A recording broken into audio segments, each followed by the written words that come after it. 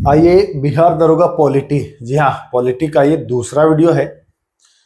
बहुत ही महत्वपूर्ण सवाल है। देखिए प्रश्न का जो लेवल हो रहा है एग्जाम में ना, वो लेवल अप हो रहा है। आपको लेवल अप करके तैयारी करना होगा। अगर आप मेंस की तैयारी में लगे हो या फिर मद्य निषेध वाले की तैयारी में लगे हो तो अब आपको अपग्रेड होना पड़ेगा। पुराना घिसा पिटा तरीका अब हटा दीजिए, नहीं होने वाला है। कुछ एक्स्ट्रा पढ़िए, डीप में जाइए। आइए आज लगभग 46 प्रश्न होंगे इस वीडियो में।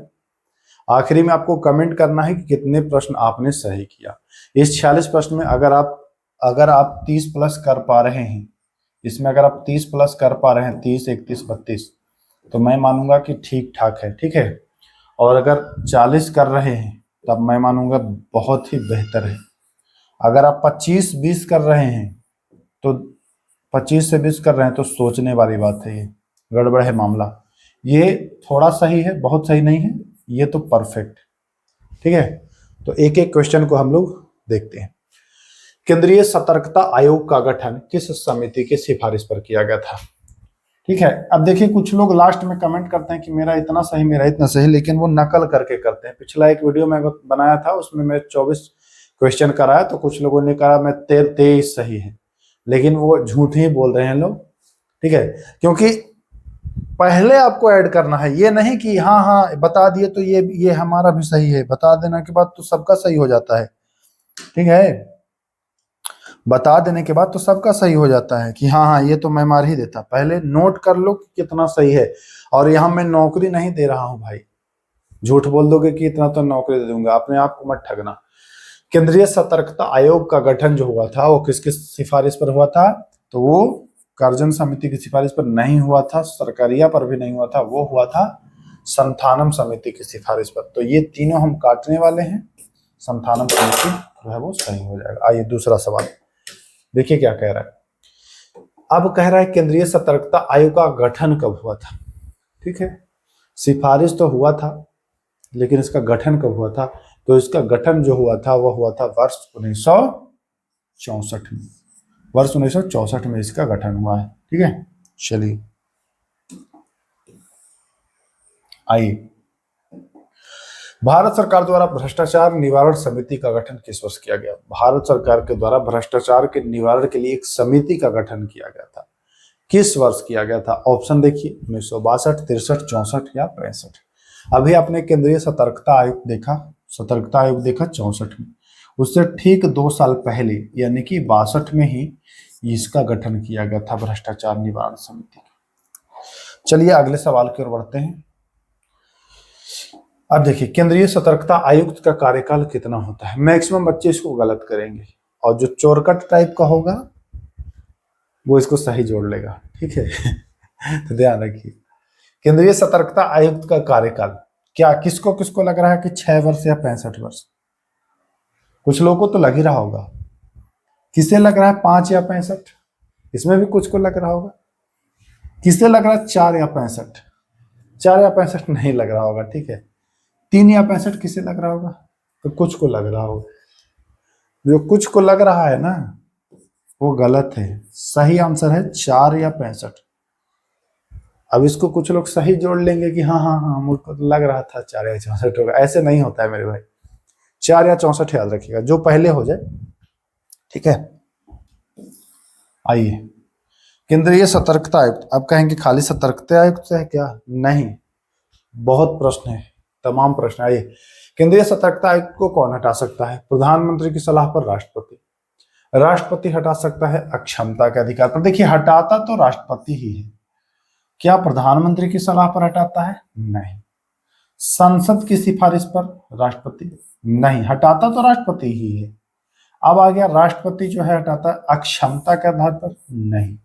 सर्वोच्च न्यायालय जांच करती है, उस जांच में अगर सत्य पाया जाता है तब राष्ट्रपति हटाता है। तो ध्यान रखिएगा, सतर्कता को राष्ट्रपति ही हटाते हैं लेकिन सुप्रीम कोर्ट के जांच के बाद। आइए, सीबीआई का कानूनी आधार क्या है? सीबीआई जो है, सीबीआई तो जानते ही होंगे, सीबीआई का फुल फॉर्म बताइए। सीबीआई का फुल फॉर्म बताइए। सीबीआई है ना, बहुत इजी है, बताइए। तो इसका कानूनी आधार क्या है? क्या इसका कानूनी आधार भारतीय दंड संहिता है? क्या इसका कानूनी आधार दिल्ली विशेष पुलिस अधिनियम 1946 है? ठीक है।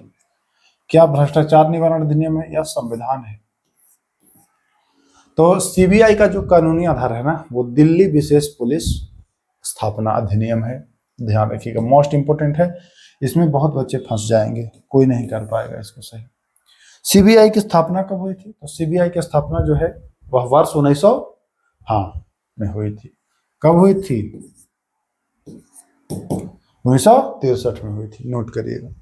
चलिए, नीचे दिए गए कथनों पर विचार करें। सीबीआई एक वैधानिक संस्था है। सीबीआई एक वैधानिक संस्था है। क्या लग रहा है? सीबीआई वैधानिक संस्था है। दूसरा कथन, सीबीआई को शक्तियां जो है वो दिल्ली विशेष पुलिस स्थापना अधिनियम 1946 से मिलती है। दूसरा कथन तो सही है, दूसरा कथन तो सही है, लेकिन पहला कथन सीबीआई वैधानिक संस्था नहीं है। यही तो कह रहा है, सीबीआई वैधानिक संस्था नहीं है। इसको शक्ति जो मिल रहा है ना, ये इससे मिल रहा है, ये स्वतंत्र नहीं है ना, इससे शक्ति ये प्राप्त कर रहा है। अब कुछ लोग कहेंगे सीबीआई तो काम करने के लिए स्वतंत्र। मैं काम करने की तो बात ही नहीं कर रहा हूं। सीबीआई का आधार है, जैसे केवल सीबीआई नहीं ऐसे हुआ कि सीबीआई ही बना दिया जाए। सीबीआई के पहले ये अधिनियम बना, अब इसी के आधार पर सीबीआई बना है। तो कहना ये मैं चाह रहा हूं कि सीबीआई का जो बेस है, जो सीबीआई को पावर मिलता है, जो सीबीआई को शक्ति मिलता है, वो दिल्ली विशेष पुलिस स्थापना से मिलता है। ठीक है, तो इसलिए ये वैधानिक संस्था नहीं होगा, नोट कर लीजिएगा। ठीक है ना। पिछले वीडियो में एक क्वेश्चन आया था कि पंचायती राज को सबसे पहले किसने संवैधानिक मान्यता की बात की थी? तो उसमें मैंने बताया था अशोक मेहता समिति 1977। कुछ लोगों का कमेंट आया कि सब गलत पढ़ाते हैं, भक भक करके कमेंट कर रहे थे। चलो, कमेंट करने में तो कुछ लगता नहीं है, है ना, बस अंगूठा हिलाना है और कर दिए कमेंट। देखो मेरे भाई, मैं कुछ चीज दिखा रहा हूँ। जब मैं कोई चीज बताता हूँ तो मैं उस वीडियो में कहता हूँ कि भाई मैं मानव हूँ, इंसान हूँ, गलतियां हो सकती हैं। बट यहाँ जो मेरा आधार था ना, वो आधार मैं दिखा दे रहा हूँ, वो मैं आधार आपको दिखा दे रहा हूँ कि मैंने कहाँ से आपको बताया है। अब कमेंट करने वालों को तो मैं कुछ कह नहीं सकता हूँ, लेकिन कमेंट करने से पहले जब मैं वीडियो तैयार करता हूँ तो उसको सुन लिया करो। ठीक है, उसको सुन लिया करो कि क्या मैं बताता हूँ क्या नहीं बताता हूँ। आंख फाड़ के देख लो, दिख रहा है? ये है पंचायती राज, दिख रहा होगा ना। पंचायती राज में ये देखो, अशोक मेहता समिति यहाँ से प्रारंभ होता है। ठीक है, अशोक मेहता समिति के ये पॉइंट 7 पॉइंट यहाँ तक दिख रहा है। दिख रहा है तुमको? नहीं दिख रहा, सबको मैं दिखाना चाहता हूँ। ठीक है, 7 पॉइंट के बाद देखिए बाबू 14वां पॉइंट है। 14वां पॉइंट अगर मैं दिखाना चाहूँ तो 14वां पॉइंट पढ़ लो, यहाँ पर 14वां पॉइंट पढ़ लो। देख रहे हो क्या है? पंचायती राज संस्थाओं को संवैधानिक मान्यता दी जानी चाहिए, है ना। ये मांग की बात किया गया था। ठीक है, ये मांग की बात किया गया था। तो यही तो मैं क्वेश्चन में दिया था। तो पहले पढ़ लिया करो भरपेट, अधजल गगरी छलकत जाए। समझ रहे हो? ये जहां से तुम लोग ज्ञान ले रहे हो ना, उसको छोड़ दिया हूं मैं। ठीक है, तो अगर ये किताब गलत है तब तो मैं गलत हो ही जाऊंगा। तो जहां से मैं पढ़ा रहा हूं, अब ये किताब लक्ष्मीकांत पुस्तक है, ये किताब सभी लोग पढ़े हैं जो भी रखते हैं। वहां पर मैं दिखाया, हाईलाइट भी किया हुआ है। तो जो पहली बार बात की गई थी ना, वो अशोक मेहता के द्वारा ऐसा बताया गया है, तो यही मैं बताया था। ठीक है, तो बाकी कमेंट करिए, अच्छी बात है, लेकिन अभद्र कमेंट करने से क्या कर लोगे? अभद्र कमेंट करके क्या कर लोगे? मेरा कर लोगे कुछ? और मेरी नजर में गिरोगे ही। ठीक है, मैं तो पहले ही कहता हूं कि गलती तो हर इंसान से होता है। इंसान तो गलतियों का पुतला है मेरे भाई। गलती किससे नहीं होता है? जो किताब छाप रहा है उसी से गलती हुआ होगा, गलती तो होगा ही होगा। ठीक है, तो थोड़ा सा पेशेंस रखा करो, धैर्य रखा करो, नहीं तो टहलते रह जाओगे। तो यहाँ क्या हो जाने वाला है? विकल्प 2 सही। ठीक है, चलिए आइए, एनआईए की स्थापना। देखिए एनआईए की स्थापना कुछ स्रोतों में 31 दिसंबर 2008 मिलता है, ठीक है, कुछ जगह पर 2009 भी मिलता है। मैंने जहां से देखा है 2008 है, तो 2008 में बता रहा हूं। अब जिसको लगता है कि गलत पढ़ा रहा हूं, तो भाई तमाम चैनल है, जाओ ना यार, यहाँ कोई थोड़ी है कि यही पढ़ के होगा रिजल्ट। जहां भी कोई पढ़ा रहा है वहां पढ़ो, तो फिर घूम फिर के आओगे, क्योंकि जो मार्केट में परोसा जा रहा है ना, उससे रिजल्ट होने वाला नहीं है, ये तुम भी जानते हो। ठीक है, सीबीआई का आदर्श वाक्य बताइए। सीबीआई का आदर्श वाक्य जो है वो है क्या है, तो वो है ईमानदारी निष्पक्षता, उद्योग ईमानदारी निष्पक्षता, तीनों यही है। ओम्बुड्समैन, यही बाद में लोकपाल बनता है मेरे भाई। ओम्बुड्समैन जो है यही बाद में लोकपाल बनता है, और ये पहली बार गठन 1809 में, कब हुआ, 1809 में। तो ए विकल्प सही।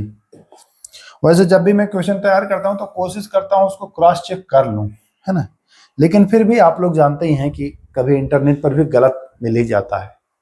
अब मैं तो छापता नहीं हूं कि सब हमको पता है, मैं भी इधर उधर से ही देखता हूं, किताब से, इंटरनेट से, उसको वेरीफाई करके ही तब। भारत में लोकपाल एवं लोकायुक्त की सिफारिश किसने की थी? लोकपाल और लोकायुक्त की सिफारिश की गई थी कि लोकपाल लोकायुक्त लाया जाए। यह प्रशासनिक सुधार आयोग के द्वारा किया गया था। लेकिन आप देखेंगे कि प्रशासनिक सुधार यहाँ पर 2 है, एक पहला और एक दूसरा। तो आपको याद रखना है कि प्रथम प्रशासनिक सुधार आयोग के द्वारा लोकपाल और लोकायुक्त की सिफारिश जो है वो की गई थी। लोकपाल में अध्यक्ष सहित कुल कितने सदस्य होते हैं? तो लोकपाल में अध्यक्ष को मिला करके कुल होते हैं कितने? 9। ध्यान रखिएगा। चलिए, भारत में लोकपाल एवं लोकायुक्त अधिनियम को कानूनी मान्यता कब मिली? भारत में लोकपाल एवं लोकायुक्त अधिनियम को कानूनी मान्यता जो मिली है वो 2013 में मिली है। ठीक है, सर्वप्रथम लोकायुक्त का गठन महाराष्ट्र में हुआ था 1971 में। भारत के प्रथम लोकपाल पीसी घोष, नाम तो सुना ही होगा, पिनाकी चंद्र घोष। ठीक है, तो सी विकल्प। मानवाधिकार आयोग कैसा निकाय है? मानवाधिकार आयोग क्या संवैधानिक निकाय है, क्या न्यायिक, क्या अर्धन्यायिक, या वैधानिक? तो मानवाधिकार आयोग एक वैधानिक निकाय है, संविधान में इसका उल्लेख नहीं है, ये कानून बना करके बाद में बनाया गया है, तो ये वैधानिक निकाय हो जाएगा। राष्ट्रीय मानवाधिकार आयोग का गठन कब हुआ था? राष्ट्रीय मानवाधिकार आयोग, सीधा एग्जाम में छपेगा प्रश्न। राष्ट्रीय मानवाधिकार आयोग का गठन जो हुआ था वह वर्ष 1993 में हुआ था। ठीक है, चलिए, राष्ट्रीय मानवाधिकार आयोग में कुल कितने सदस्य? देखिए, कुल सदस्य की जब बात करें ना, तो उसमें अध्यक्ष को शामिल करिए और प्लस सदस्य को शामिल करिए, तो कुल जो सदस्य हो जाएंगे वह 6, एक अध्यक्ष और 5 सदस्य, तो कुल की बात करेंगे तो 6 हो जाएंगे। ठीक है, मानवाधिकार आयोग के अध्यक्ष एवं सदस्यों का कार्यकाल, इनका कार्यकाल क्या होगा? 70 वर्ष तो होगा ही, लेकिन 5 70, 6 70 कि 3 70, तो 3 वर्ष या 70 वर्ष, जो भी पहले हो। जैसे कोई 68 वर्ष का व्यक्ति है, इसको मानवाधिकार आयोग का अध्यक्ष सदस्य बनाया गया, तो ये कै साल तक रहेगा? 3 वर्ष नहीं रह पाएगा, ये 70 तक ही रहेगा, क्योंकि इसका 2 ही साल बचा है। और कोई को 65 में बनाया गया तो वो 70 तक नहीं रह पाएगा, क्योंकि 3 साल ही है, तो वो 68 में आ जाएगा। तो ये सिस्टम है। राष्ट्रीय मानवाधिकार आयोग कितने समय के भीतर घटित मानवाधिकार उल्लंघन की जांच कर सकता है? 1 साल से पुराना नहीं करता है, 1 साल के अगर भीतर की कोई मामला है तो जांच करेगा, पुराना मामला ना। राष्ट्रीय मानवाधिकार आयोग का प्रधान कार्यालय, हेड ऑफिस, तो वो नई दिल्ली में है। राष्ट्रीय मानवाधिकार आयोग में पूर्णकालिक सदस्यों के अतिरिक्त कितने पदेन सदस्य? पूर्णकालिक के अतिरिक्त जो है ना वो 7 और होते हैं। कितने होते हैं? 7 और होते हैं, तो ध्यान रखिएगा। राष्ट्रीय मानवाधिकार आयोग के अध्यक्ष या सदस्यों की नियुक्ति कौन करता है? कौन करता है नियुक्ति? आप जानते हैं राष्ट्रपति नियुक्ति करता ही है, लेकिन क्या प्रधानमंत्री करता है मंत्रिमंडल के सदस्य के बाद, या संसद की सिफारिश के बाद राष्ट्रपति, या मुख्य न्यायाधीश की सलाह के बाद राष्ट्रपति? तो देखिए, प्रधानमंत्री की अध्यक्षता वाली एक 6 सदस्यों की समिति होती है, उस समिति के सिफारिश के बाद राष्ट्रपति करते हैं। तो ध्यान रखेंगे बी विकल्प सही हो जाएगा। हटाएगा कौन? तो हटाएगा, जाहिर सी बात है कि राष्ट्रपति हटाएगा, लेकिन क्या मंत्रिमंडल के सलाह के बाद या प्रधानमंत्री की अध्यक्षता वाली 6 सदस्यीय समिति की सलाह के बाद? तो नहीं, ये तो नियुक्त करने के लिए है। हटाने के लिए उसको सुप्रीम कोर्ट जांच करेगा, जांच में अगर सही पाता है तब राष्ट्रपति हटाएगा, ऐसे नहीं हटाएगा। नियुक्ति करने में ये वाला, हटाने में सुप्रीम कोर्ट। बिहार मानवाधिकार आयोग का गठन कब हुआ था? बहुत इंपॉर्टेंट है, ये पूछा गया है बिहार में प्रश्न। तो बिहार मानवाधिकार आयोग 3 जनवरी 2000। ठीक, देखिए कह रहा है राज्य मानवाधिकार आयोग किन मामलों की जांच कर सकता है? तो सीधी बात है कि राज्य का मानवाधिकार आयोग है तो राज्य के मामले, और संघ का तो नहीं करेगा, राज्य का करेगा और संवर्ती का करेगा। तो उस हिसाब से जो आंसर होगा वो होगा ऑप्शन नंबर सी। ठीक है, ऑप्शन नंबर सी। चलिए, राज्य मानवाधिकार आयोग में कितने सदस्य मानवाधिकार आयोग में हम देखेंगे 3 सदस्य होंगे। ठीक है, राज्य मानवाधिकार आयोग के आयोग ये तो कार्यकाल तो 3 सत्र में दोनों का होता है, केंद्र और राज्य दोनों का होता है, ध्यान रखिएगा। राज्य मानवाधिकार आयोग के अध्यक्ष एवं सदस्यों को कौन नियुक्त करता है? राज्य वाला का तो राज्यपाल नियुक्त कर देगा, कोई दिक्कत ही नहीं है। राज्य वालों का राज्यपाल नियुक्त कर देगा। हाँ, लेकिन हटाने की जब बारी आएगी तो कौन हटाएगा? सुप्रीम कोर्ट की जांच के बाद राष्ट्रपति, या हाई कोर्ट की जांच के बाद राष्ट्रपति, या मुख्यमंत्री की सलाह पर राज्यपाल, या उच्च न्यायालय के जांच के बाद राष्ट्रपति। तो देखिए केंद्र वाले में था कि हाई कोर्ट, सुप्रीम कोर्ट की जांच के बाद उपरांत राष्ट्रपति। यहां भी वही होगा, क्योंकि उच्च न्यायालय की जांच के बाद राष्ट्रपति नहीं करेगा। ठीक है, सुप्रीम कोर्ट जांच करेगा और राष्ट्रपति हटाएगा। राष्ट्रीय महिला आयोग, राष्ट्रीय महिला आयोग का गठन तो ये हो जाता है 1992। राष्ट्रीय बाल अधिकार संरक्षण तो ये हो जाता है 2007। राष्ट्रीय अल्पसंख्यक आयोग, अल्पसंख्यक आयोग का गठन कब हुआ था? अल्पसंख्यक, तो अल्पसंख्यक हुआ था 1993। नहीं। केंद्रीय सूचना आयोग, केंद्रीय सूचना आयोग तो केंद्रीय सूचना आयोग 2005। राज्य सूचना भी 2005। बिहार में लोकायुक्त की स्थापना 70 के दशक में, यानी सी। बिहार के प्रथम लोकपाल तो Vasudev Sohni, A option A. Bihar Lokayukta अधिनियम कब पारित हुआ? तो 2011 में पारित हुआ था, 22 दिसंबर को। बार काउंसिल ऑफ इंडिया विधिक परिषद का गठन 1961 में, जी आ गया। राष्ट्रीय आपदा प्रबंधन अधिकरण 2006 में। ठीक है, भारत का परिसीमन निकाय, ये वैधानिक निकाय है परिसीमन आयोग, 1952 में ये पहला परिसीमन हुआ था।